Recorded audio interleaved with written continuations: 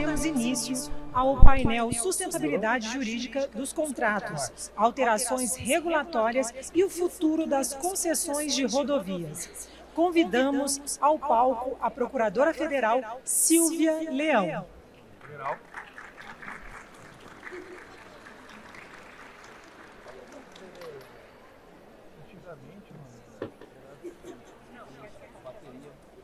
Convidamos também para subir ao palco a diretora econômico-financeira da Companhia Paulista de Parcerias, Raquel Carneiro.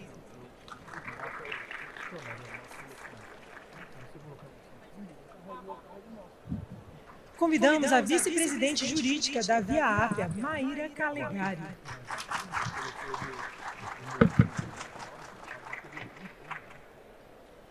Por gentileza, a sócia-diretora da Queiroz Maluf Reis Advogados, Letícia Queiroz.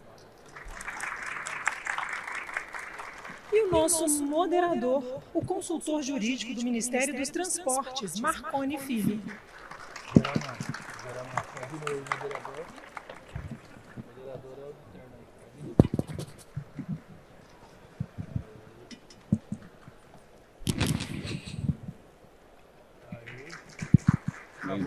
Boa tarde a todos e a todas. Está todo mundo me escutando aí, nesse novo formato aí de painel de workshop, muito interessante, né? Permite aí a debate de várias questões ao mesmo tempo. Eu queria inicialmente saudar aqui, parabenizar a organização do evento, né, na pessoa do meu amigo Marco Aurélio.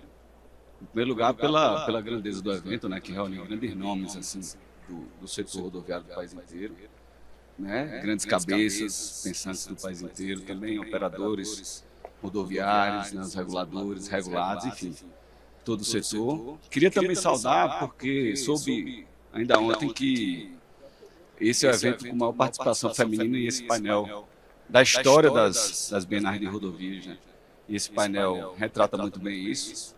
Acho que é um avanço e uma tendência no mundo inteiro e o nosso setor também não poderia ficar atrás. Então, queria dizer, queridas colegas, que é um grande prazer estar ladeado e rodeado por 4 mulheres muitíssimo inteligentes e que certamente vão contribuem e contribuirão ainda muito mais com o nosso setor e com o debate que nós vamos fazer hoje, que é justamente sobre sustentabilidade jurídica dos contratos, né? Alterações regulatórias e o futuro das concessões rodoviárias. O tema da sustentabilidade é um tema que não tem mais volta. A gente sabe que, e no Ministério a gente vem fazendo trabalho desde o ano passado, no Ministério e no país como um todo, de reinserção do país no cenário do ISG, no cenário de sustentabilidade, no cenário do meio ambiente no mundo todo. Eu acho que ficou muito claro a participação do nosso país na última COP28 em Dubai, quando o presidente Lula, a ministra Marina Silva deixaram muito claro que esse é um caminho sem volta. E é por isso que nós estamos aqui hoje, porque quando a gente fala em sustentabilidade, de uma maneira mais ampla, a gente fala não só em sustentabilidade do ponto de vista socioambiental, como usualmente se falava há alguns anos atrás, mas hoje a gente fala em sustentabilidade jurídica, sustentabilidade negocial, sustentabilidade socioeconômica também, por que não?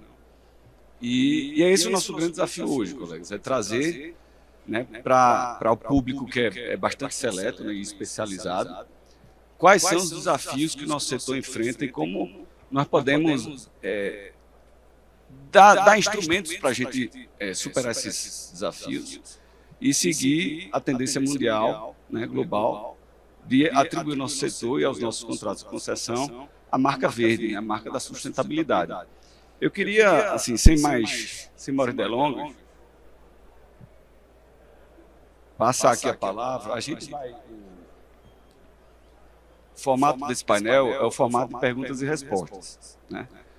Eu queria passar a palavra primeiro à doutora Raquel Carneiro, né, que, conforme a apresentação aqui, é diretora da Companhia Paulista de Parcerias do Estado de São Paulo. Fazendo a seguinte pergunta, doutora Raquel.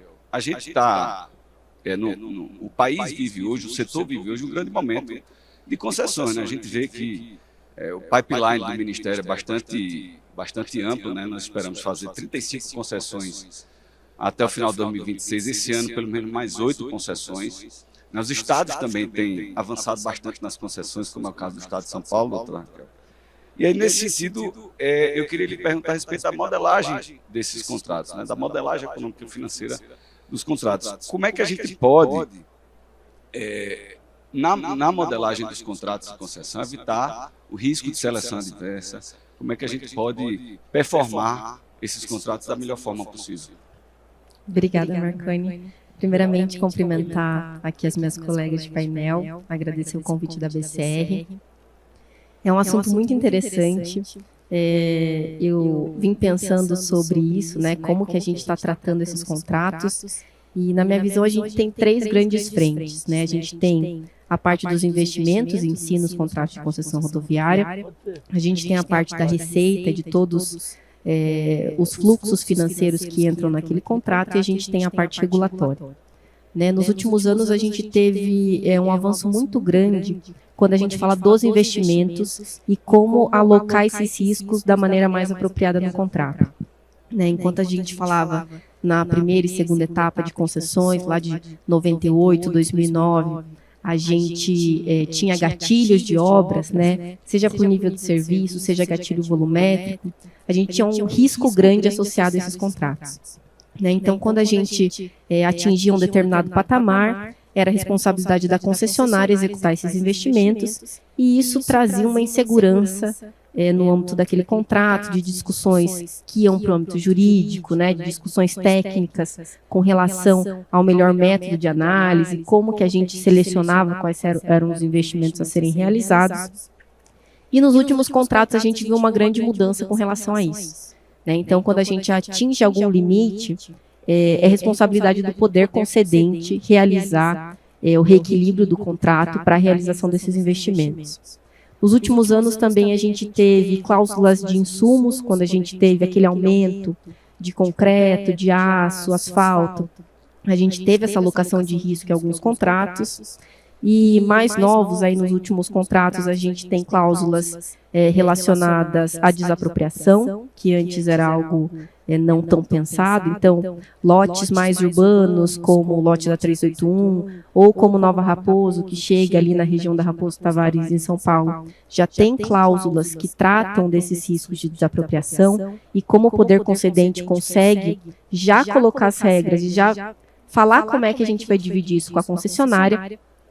A gente tem também cláusulas com relação a interferências. Antes era tudo sob risco da concessionária, né? E algumas interferências elas são visíveis, como postes, iluminação, mas algumas interferências elas são enterradas. Então, no momento da obra, como que a concessionária consegue já prever o quanto de investimento ela vai gastar para executar aquela obra? Então, isso também foi regrado nesses novos 2 contratos. E também a gente colocou sobre risco geológico. Então, o risco geológico também era um ponto que era risco da concessionária, agora a gente tem uma matriz de risco mais bem alocada. Então, a gente foi muito evoluindo no decorrer dos anos relacionado a como a gente poderia dividir entre poder concedente e concessionária o risco das intervenções e do CAPEX nas rodovias. Mais recentemente, a gente começou a falar de receita, que também era algo que antes era totalmente risco da concessionária, e nos últimos anos a gente vem tratando aí de bandas de receita ou bandas de volumes, como que a gente vai dividir isso entre poder concedente e concessionária. E também tratamos riscos de evasão, que antes, sem o Free Flow, a gente não tinha, agora a gente também tem essa nova matriz com relação ao risco de evasão.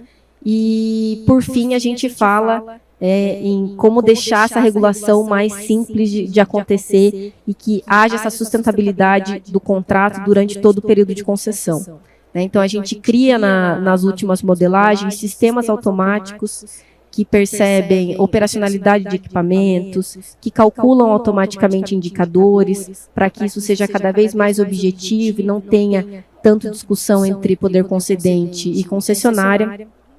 A gente também tem a parte de consulta aos órgãos ambientais anterior ao leilão, para que já tenha toda a regra de quais são os estudos necessários para tirar a licença, como que a gente já pode mitigar esses possíveis riscos no começo do contrato, e diversos outros, né? Então, aqui a gente também vai mais tarde falar sobre isso com a Maíra, mas sobre o reequilíbrio cautelar, que veio também com essa função nas últimas modelagens, de tentar diminuir essa discussão durante o contrato e ter um contrato mais constante. Então, eu vejo que os projetos eles estão evoluindo de maneira que a gente consegue agora separar o que é responsabilidade de cada ator e que isso consiga sendo feito nos futuros contratos. Ainda é um desafio muito grande, porque no caso do Estado de São Paulo a gente tem hoje 22 concessões de rodovia, mas a gente pretende aí que entrem mais 6 até o fim do contrato, do mandato do governador Tarcísio. Então, a gente vai ter quase 30 concessões de rodovia dentro de uma agência reguladora. E são 30 contratos, que tem contratos que foram feitos em 98 e a gente tem contratos que foram feitos em 2024. Então, as regras são bastante distintas, né? Então, a gente tem essa complexidade de como isso vai sendo feito no decorrer da concessão para os contratos que ainda estão por aí, que eu acho que a Silvia vai tratar nisso no âmbito federal, mas a gente já com os erros aprendidos, a gente tenta resolver nessas últimas modelagens, e foi assim que saíram os últimos 2 lotes do Estado de São Paulo, que é a Nova Raposo e Rota Sorocabana, que tem leilões marcados para outubro e novembro desse ano. Muito bom, doutora Raquel. Agradeço aí a explanação excelente. Parabéns assim, pelo tempo, assim, acho, inclusive, que você ainda teria um pouco mais de tempo. Realmente, a questão do equilíbrio da matriz de risco dos contratos é a questão fundamental, como você muito bem colocou. Acho que São Paulo é sempre um parâmetro, um paradigma importante para a gente, porque o Estado de São Paulo tem alguns anos já, né, modelado contratos que são bastante eficientes, obviamente que sempre avançando mais e melhor. A gente aqui também está, a partir da 5ª etapa de concessões rodoviárias do governo federal, também está prevendo, revendo a matriz de risco e responsabilidade, né, a alocação de risco. Também se prevê bandas de divisão de riscos relacionadas à receita e à evasão também com relação ao free flow. Acho que, inclusive, free flow, acredito que, no primeiro momento, tem um período de transição aí, a responsabilidade e o risco, ele é integral, né, para o poder concedente. E também destaco a sua colocação com relação à consulta dos órgãos ambientais. Eu queria dizer que, nesse aspecto, a gente também está bastante atento, né? Desde o ano passado, a gente refundou uma subsecretaria de sustentabilidade do Ministério. A gente tem ouvido as comunidades indígenas e quilombolas que eventualmente são afetadas, né? Tem um GT permanente lá no Ministério, conduzido pelo Dr. Clóvis, que está aqui no painel ao lado, né? Tratando também de outros temas de sustentabilidade. E além da reinserção, como eu falei, em vários fóruns do mundo inteiro que tratam da questão de sustentabilidade. Portanto, parabéns pelo trabalho que vocês estão fazendo em São Paulo. Eu queria imediatamente já convocar aqui a doutora Letícia Queiroz, né? Nossa querida amiga aí de algum tempo já, bastante conhecida no setor já, doutora Letícia. Eu queria lhe perguntar a respeito das alterações nos contratos de concessão. Hoje a gente vive um momento em que alguns contratos não performam tão bem como nós esperávamos ou esperamos que eles performassem, né? Seja porque eles foram firmados há vários anos atrás, 96, 97, 98, seja porque passaram por um período de crise econômica muito intensa no Brasil. A gente começa a perceber a necessidade de alteração desses contratos. Na sua opinião, qual seria o ambiente?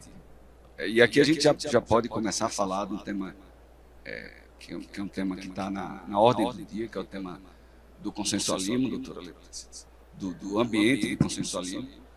Mas, em sua opinião, quais seriam os ambientes mais adequados para que essas alterações acontecessem? Se eventualmente você vislumbra limites, desafios, dificuldades a que essas alterações aconteçam. E se elas são possíveis, obviamente, do ponto de vista jurídico e da sustentabilidade do negócio dos contratos.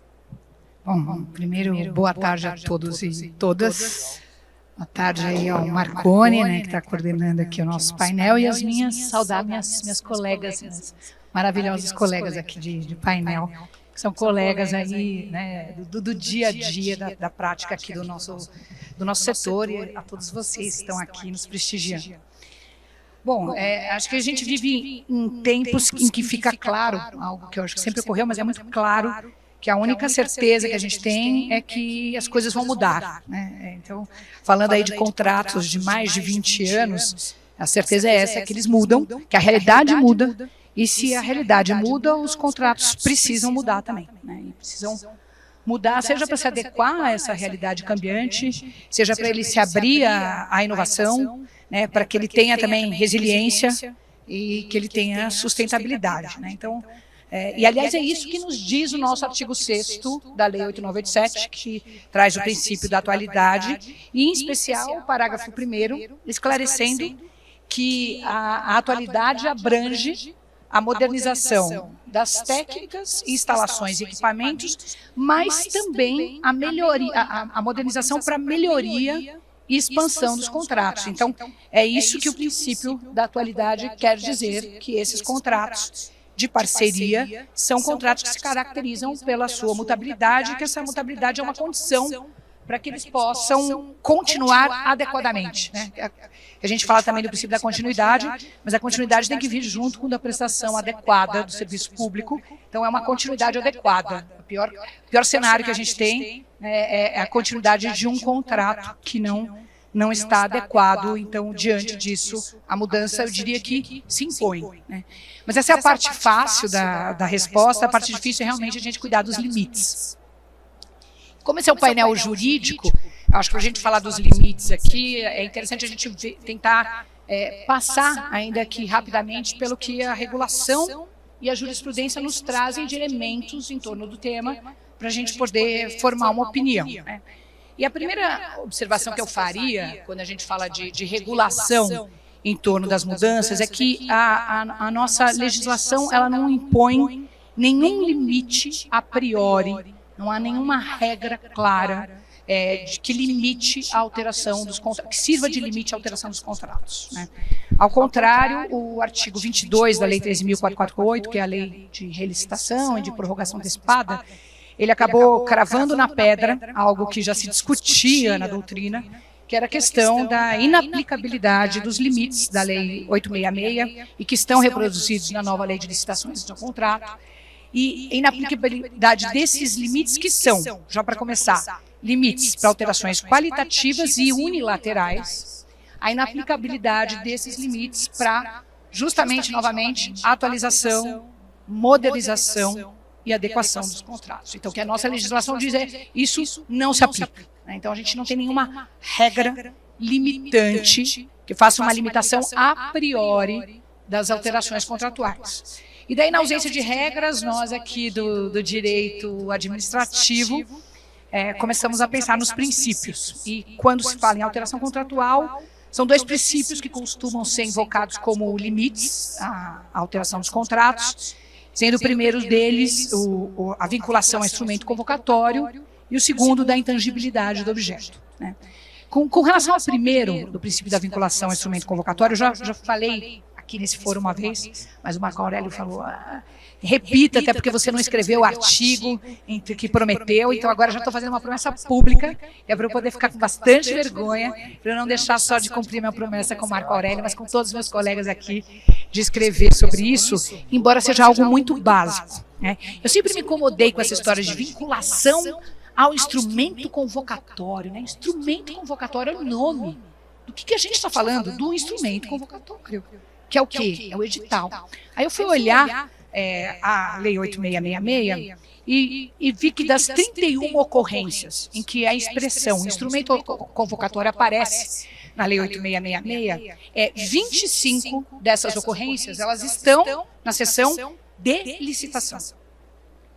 incluindo o artigo 3º, que é o artigo que enuncia o princípio da vinculação ao instrumento convocatório, que faz expressa referência à fase de licitação, mais especificamente à fase competitiva do processo licitatório.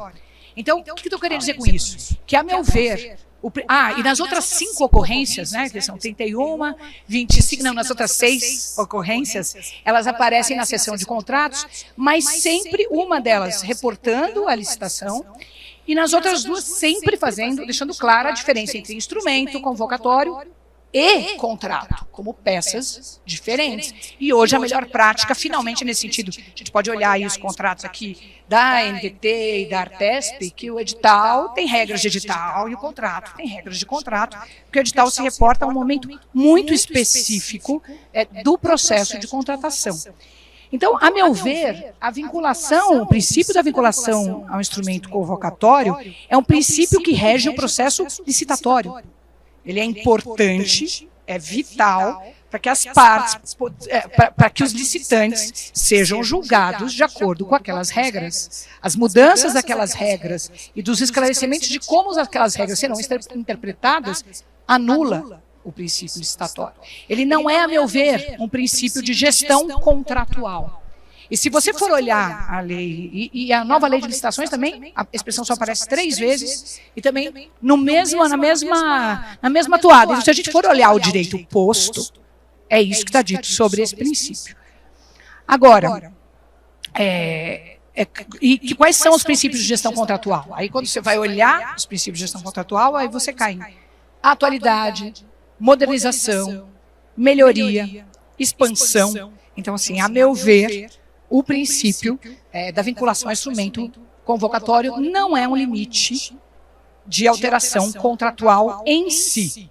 E é isso, aliás, que ficou decidido no Acórdão 953 do TCU, quando se discutiu a questão da revogação, da possibilidade de revogação da relicitação e abertura aos processos aqui de modernização, justamente de que esse não deveria ser um princípio que impedisse as alterações contratuais, até porque você impedir que um contrato de 20 anos mude, foi isso que falou o ministro Bruno Dantas, mude por causa da vinculação ao instrumento convocatório, é algo que não atende à finalidade do próprio contrato, que é entregar para a sociedade aquilo que está sendo contratado.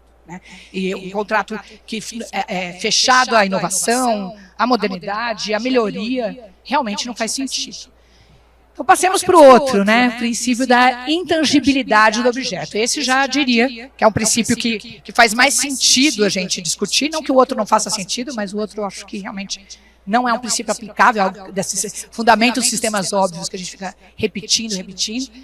Intangibilidade do objeto, E o que seria a intangibilidade do objeto? Aí você começa a ler em jurisprudência, seriam as condições do objeto, que é o que falou o ministro Jonathan de Jesus na mesma discussão desse acórdão, seria o núcleo essencial do objeto, a natureza jurídica, a identidade jurídica do objeto. Vejam quantas expressões vagas. E mais do que expressões vagas, são expressões difíceis da gente dizer exatamente o que é. Qual é o núcleo essencial do contrato de concessão de rodovia? São as obras? São os investimentos? É o plano de investimento? Ou é a prestação do serviço em cima daquilo com determinadas condições? Qual é esse núcleo essencial?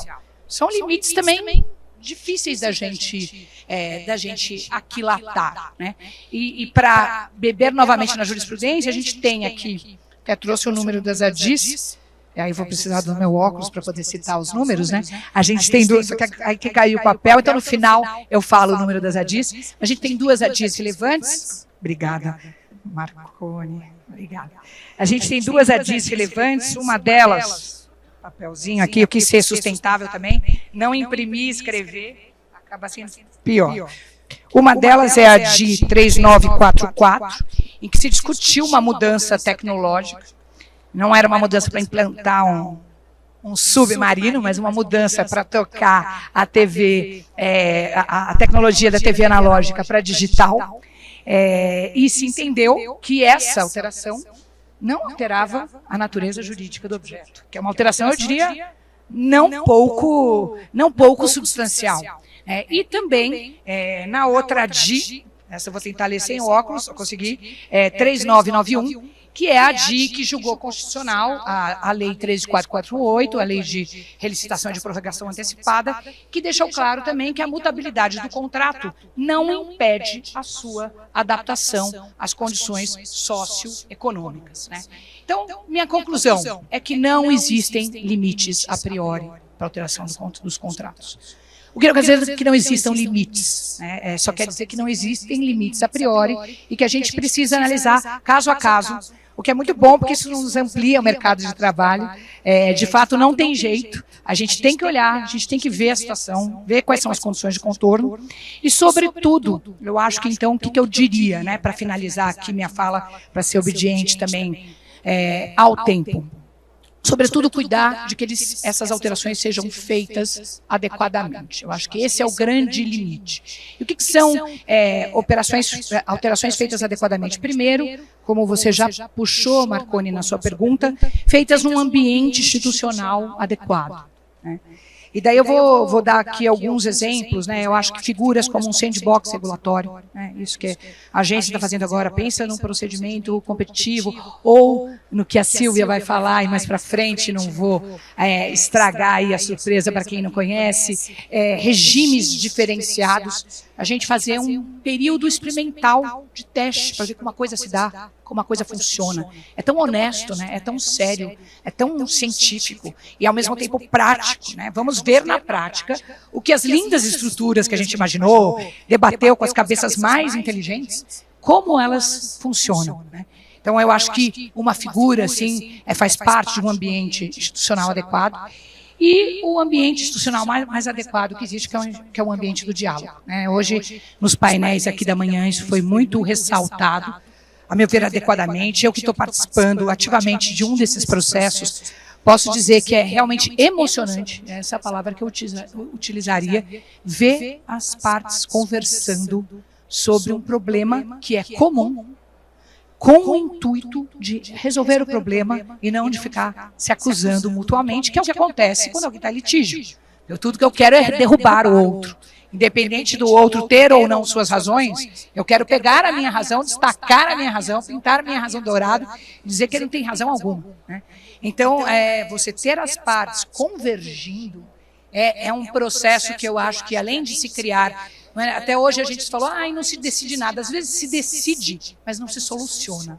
Decisões a gente tem, o que a gente não tem é a solução, né? Então, você ter realmente, tem casos ali no TCU, Nicola estava me contando, Nicola, Glau, de soluções que foram engendradas à noite e que no dia seguinte de manhã aquilo já estava funcionando. E por quê? Porque foram as partes que chegaram àquela solução.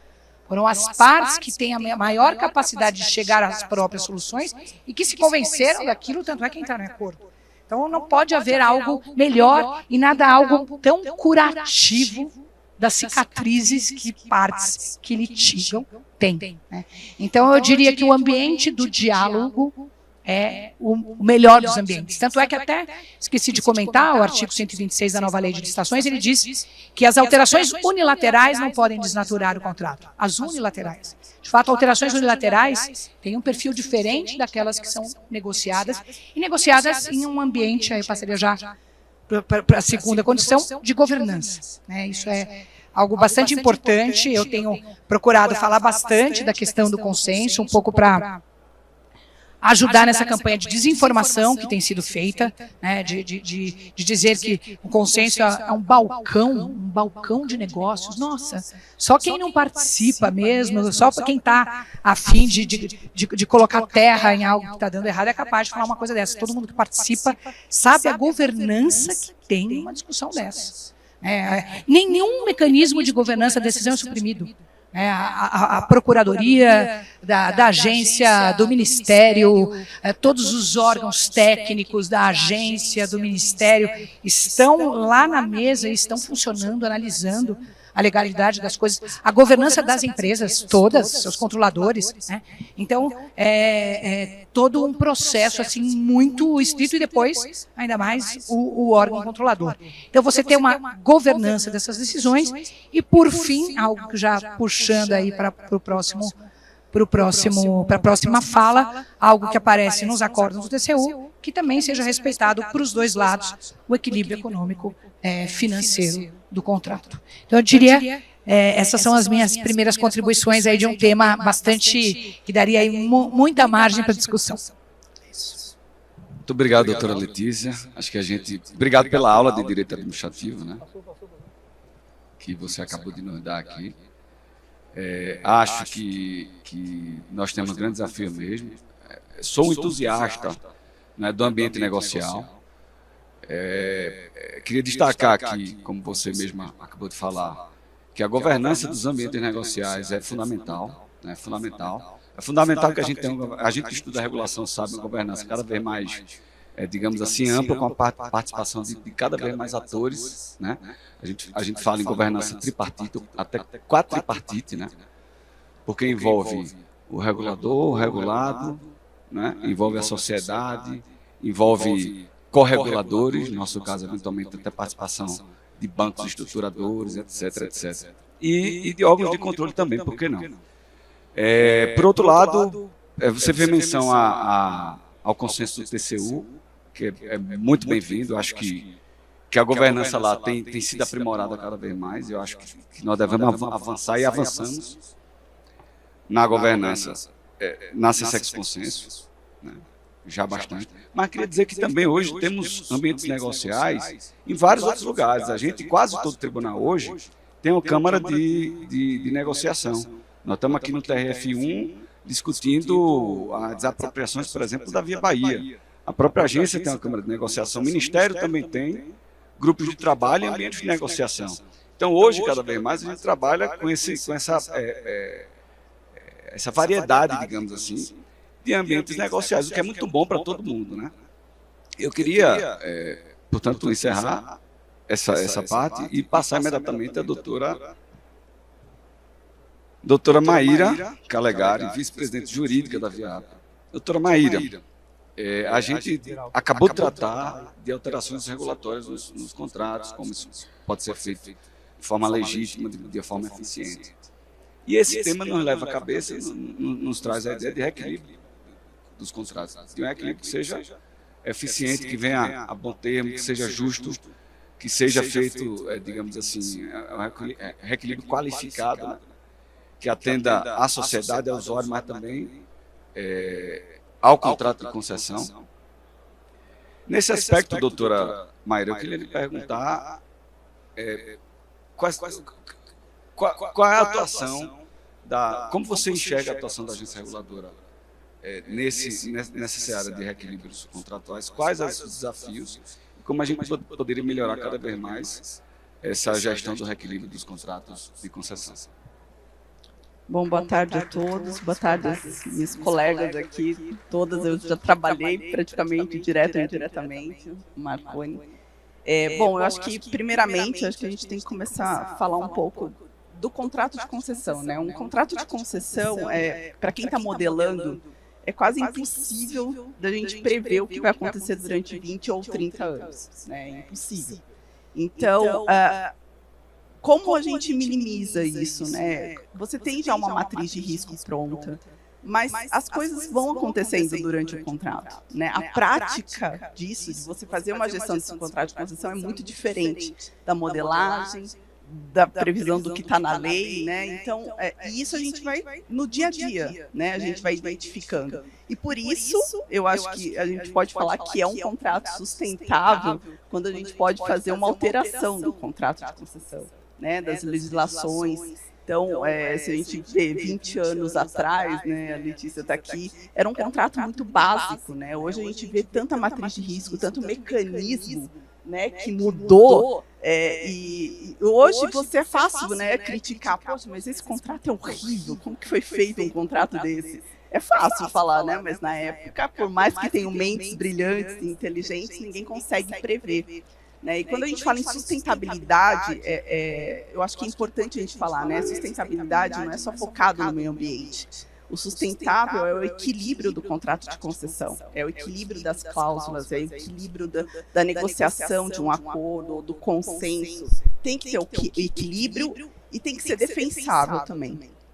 né? Eu acredito que não tem como a gente fugir aqui do consenso, né? Que todo mundo fala, tá na moda. Não, mas não é na moda, gente. Nós chegamos, eu acho que essa conclusão que para ter um contrato sustentável, para ter uma agência sustentável, para ter um modelo de concessão sustentável, nós temos que parar sim e rever o contrato. Vamos rever, né? Eu acho que a gente tem tanto avanço tecnológico, né? A gente está falando em free flow hoje, a gente está falando em HS-WIN, a gente está falando em FE, é tanta coisa, né? Os insumos, né? Que a gente se deparou com um desastre, né? Nos custos dos insumos. Então, assim, poxa, 20 anos atrás não tinha esse risco, hoje a gente tem. Então, acho que assim, é muito, muito importante, sim, a gente parar e ter contratos sustentáveis, cláusulas sustentáveis. Né? E é muito importante também quando a gente tem uma agência reguladora que olha para isso, né? O poder concedente que olha para isso, que esteja interessado nisso.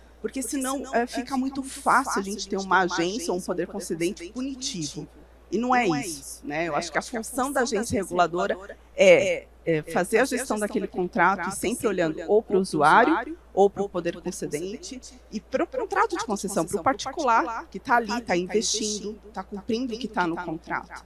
Né? Então, eu acho muito importante a gente lembrar que a sustentabilidade aqui é esse equilíbrio, é ter essas cláusulas defensáveis. Bom, eu acho que falar um pouquinho da modelagem, né? Eu acabei já entrando nesse assunto. Mas é importante a gente ver como os contratos, né, estão seguindo para essa modelagem mais moderna. Né? É importante, como você falou da evasão, né, que o free flow ainda é muito recente, a gente não sabe se os mecanismos ainda que nós temos já vão avançar e vão ser sustentáveis para as evasões que podem acontecer no free flow. Né? Então, também é um ponto que a gente sempre tem que estar olhando com atenção. Pode ser que a gente chegue daqui 5 anos e fale, olha, o que está lá não está dando certo, vamos rever. Então, é sempre a gente estar imbuído disso, né? De tentar fazer mudar, e de tentar mudar e fazer dar certo o projeto. Nós temos também, eu acho que uma questão aqui que é bem relevante, né? É a possibilidade de fazer esses acordos, né? De sentar numa mesa, como a Letícia falou, e está todo mundo imbuído de fazer isso.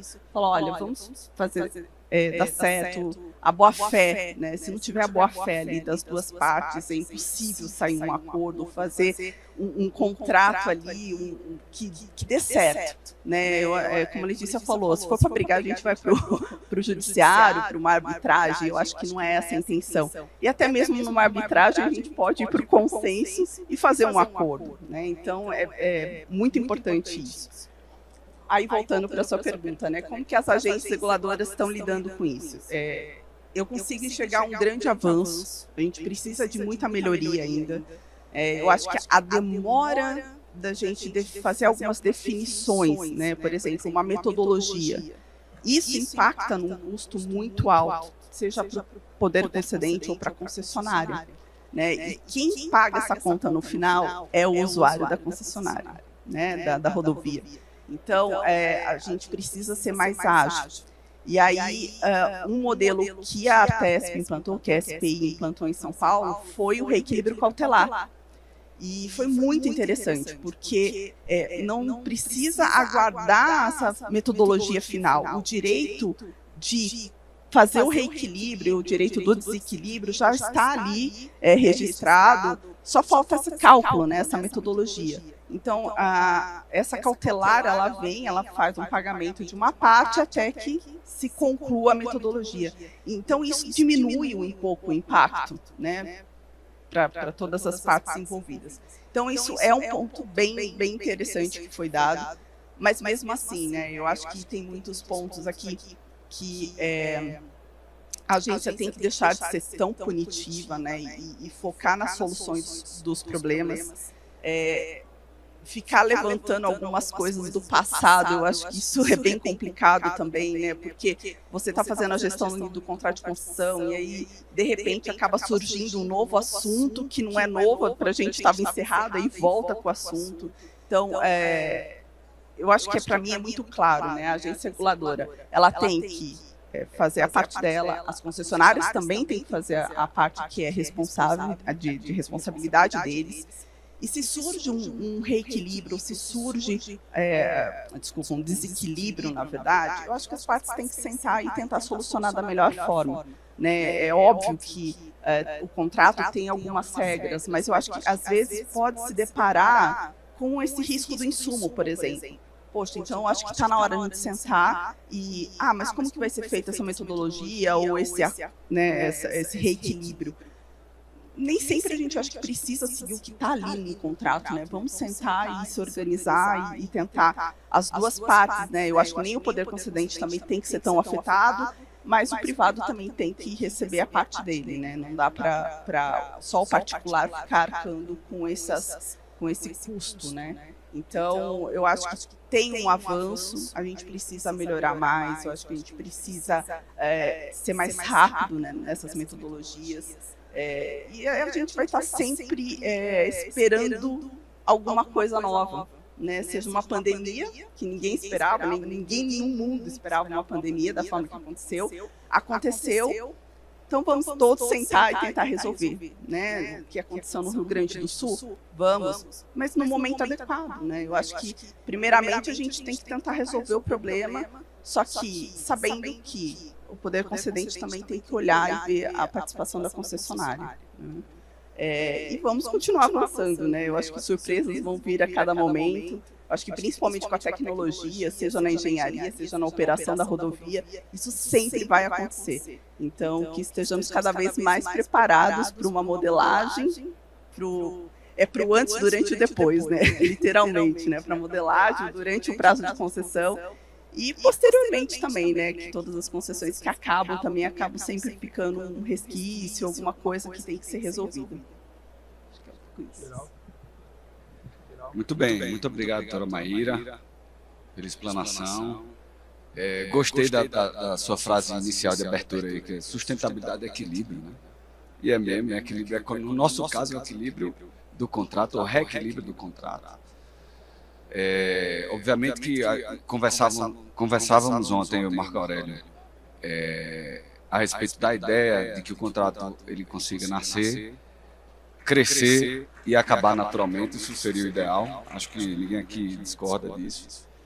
E aí esse aspecto que toca na questão do reequilíbrio econômico-financeiro. Eu acho que muitas das questões que você endereçou aqui, que você colocou, muitas das questões estão muito bem endereçadas na RCR 4 e 5, que a doutora Silvia possivelmente vai fazer menção agora, né? O RCR 4 já passou pela audiência pública, acho que o regulamento de concessões rodoviárias, né? 5 está em audiência pública agora, salvo engano. E a doutora Silvia vai poder falar um pouco na próxima exposição. Doutora Silvia, primeiro, boa tarde. A doutora Silvia tem vasta experiência no setor, está na agência reguladora há muitos anos, apesar da juventude, né, que esbanja aqui para todos nós.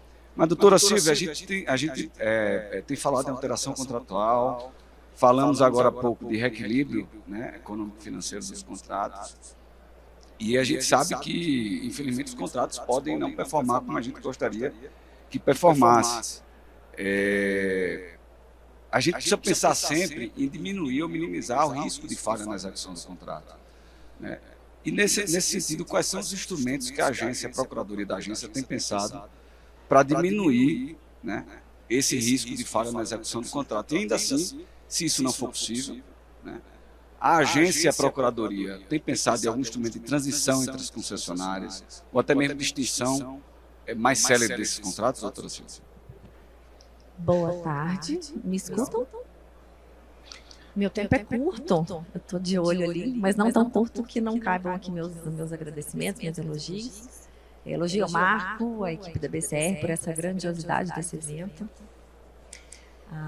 E meu agradecimento por essa oportunidade, né? É muito bacana ser chamado para falar do que a gente gosta de falar, ver pessoas parando para escutar a gente falar do que gosta de falar. E mais bacana ainda do lado de gente tão capaz, tão competente, meu colega Marconi, Maíra, Raquel, Letícia. Que bom, que alegria, que satisfação. Vamos lá, deixa eu focar aqui no meu tema. Nós estamos aqui falando de sustentabilidade, né? O tema maior desse evento, e no nosso quadrado aqui, sustentabilidade jurídica. Sustentabilidade jurídica dos contratos de concessão. E quando fala sustentabilidade jurídica, que não é exatamente um termo que a gente fala muito, né, não é tão usual, mas sustentabilidade jurídica me faz pensar em segurança jurídica, em previsibilidade, em confiança, em boa-fé entre as partes contratantes.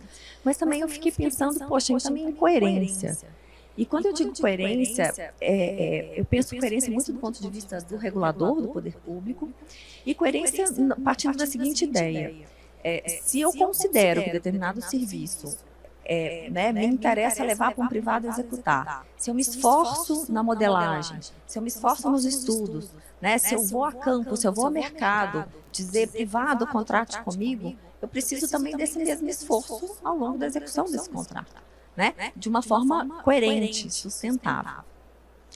E aí sim, né, eu cuido da modelagem, eu faço estudos bacanas, eu me empenho em estudar tráfego, em mapear as necessidades, né, eu crio um bom projeto com ótimas condições de financiabilidade, perfeito, assinei meu contrato. E nesse momento, a sensação que tem, me parece, alguém disse isso em algum outro painel, eu viro as costas, eu vou virar as costas e digo, meu contrato é perfeito, e diga você, me perdoem que eu disse isso mais cedo, eu não consigo dar os créditos aqui. Mas se vire você, concessionária, meu contrato é lindo, perfeito, se vire você e vira as costas. Assim. Não me parece coerente. Mas é o que se fazia. Se vire você, concessionária, no primeiro inadimplemento, qual é o empenho, né, qual o esforço do poder público até então, é de punir. Também muito, digo pela agência, muito cobrada também por órgãos de controle, né? Vamos punir, e sim, se criou uma estrutura própria para punição. E a gente sabe que a punição por si só não alcançou o resultado esperado. A gente muito fala, né, de uma regulação adequada, é aquela capaz de gerar incentivos, né, ou de incentivar comportamentos desejáveis, né, inibir os indesejáveis. É uma frase que a gente fala, uma frase bonita, né, que a gente faz. Mas e o que eu faço com essa informação? Até então eu tinha uma punição. E aí eu acho que aí eu vou para o tema do nosso painel mesmo, que é a sustentabilidade e as inovações regulatórias. Se eu tenho esse cenário em que a punição não resolveu, ao contrário, eu criei ali um passivo gigantesco de penalidade, né, um cenário de inadimplemento, eu não fui capaz de corrigir o comportamento, né, daquele contratado, a ponto de caminhar para uma caducidade. E nós já chegamos também a essa altura, né, com alguma tranquilidade de constatar que a caducidade a ninguém interessa. Não interessa ao usuário, certamente, que vai ter uma interrupção abrupta do serviço. Não interessa menos ainda ao concessionário, até porque a apuração de indenização, a gente sabe, ela é custosa, ela é morosa, ela é complexa, e não um ambiente de litigiosidade muito grande. Não interessa ao poder público, que também tem toda uma dificuldade de levar a leilão de novo, esse novo trecho, uma nova licitação. E aí, o que eu tenho hoje, aí me parece a grande inovação regulatória do RCR4, é uma virada de chave, de que não vou punir por punir, eu vou criar instrumentos e mecanismos de corrigir a conduta. Então, ele cria, né, uma série de medidas, assim, de oportunizar a correção, de permitir, aí tem a figura lá da ação educativa, em que eu consigo mapear melhor aquele inadimplemento e conversar, chamar a concessionária para conversar, dizer o que está acontecendo, vamos sentar, vamos entender, vamos corrigir. Né, antes de partir para uma caducidade, ou antes mesmo de uma punição. Né, me parece a grande... essa virada de chave, né, para uma regulação responsiva, em que a punição por si só não alcança o resultado. E como segunda grande inovação, também sob essa perspectiva de que eu parto do pressuposto de que eu preciso preservar, não o concessionário, eu preciso preservar a concessão. Mas para que a concessão caminhe, eu preciso de uma concessionária em boas condições. Sobre esse olhar da concessão, é que o RCR4 cria o regime de recuperação regulatória, que é, sim, aquele ambiente, né, o mecanismo de gestão contratual, temporário, excepcional, mas em que eu crio mecanismos de fato, oportunizar a recuperação. Né? Não basta dizer você está inadimplente, se vira, corrija, não, eu preciso dar ali instrumentos, e a norma elenca um rol de possibilidades, né, de uso isolado ou cumulativamente, como, por exemplo, uma suspensão de penalidade, ou uma suspensão de aplicação do fator D, ou uma inclusão ou exclusão de determinadas obrigações, reprogramação de obras, né, de vencidas e vincendas, de forma a permitir, né, de fato, a recuperação. Se estabelece um plano de recuperação, e aí o que eu acho bacana é que a norma fala de que, né, aquele rol de medidas, elas não são engessadas. Eu não tenho um pacote de medidas que vai servir para toda e qualquer concessão. Aquilo pode ser negociado, pode e deve ser negociado, pactuado, de acordo com aquela demanda específica dos problemas daquela concessão em específico. Essas duas, me parecem, as duas grandes inovações regulatórias. Está em vias, já passou assim para audiência pública. Nesse momento, nós da Procuradoria estamos, né, fazendo nossas contribuições, mas eu imagino que em breve a gente tenha a publicação, e me parece uma virada de chave. Eu acho que o RCR vai dar essa clareza mesmo de responsabilidade, de regulação responsiva, né, e vai dar essa clareza para a agência e para os agentes de qual é de fato o papel da fiscalização. Eu faço votos de que realmente a gente tem um novo cenário, né, do RCR em diante. É isso. Doutora Silvia, muito obrigado. Acho que você teria um pouco mais de tempo para falar, viu? Eu tenho minhas considerações finais. Nas considerações finais você me dá um tempinho a mais. Pode ser? Eu não sei se a a gente vai ter essa organização chance. se vai ter. Eu acho que você poderia Eu fazer posso aproveitar agora, então? já, por favor. Porque nas considerações finais o combinado era, talvez vá cometer uma indelicadeza, mas eu não resisto. Me perdoem. É fazer aqui um autoelogio à Procuradoria. E a Procuradoria e a agência, claro, que, né, especialmente a atual diretoria, que empodera a Procuradoria, que chancela a atuação da Procuradoria. E eu digo isso, assim, todos lembram, eu tenho de fato 20 anos de ANTT, 24 anos de serviço público, sempre na advocacia pública. E o que eu vejo, e é a razão do meu elogio à Procuradoria, meu chefe querido ali, eu estou esperando uma promoção, tá, gente? É por isso que eu estou fazendo isso. Mas, assim, ao longo desses 20 anos, eu vi o quanto mudou a proposta, a postura da Procuradoria. E o que eu vejo, claro, muito encabeçado pelo Dr. Milton, é de que a gente tem uma Procuradoria hoje proativa, propositiva, resolutiva. E isso é muito bacana de ver. Claro, repito, também com a chancela, com o apoio da diretoria, que também reforça, né, essa postura da Procuradoria. E é muito bacana fazer parte disso. É muito bacana estar lá nesse momento e ver isso acontecer. Seriam as minhas considerações finais. Marconi, muito obrigada. Obrigada, pessoal, por aparecer.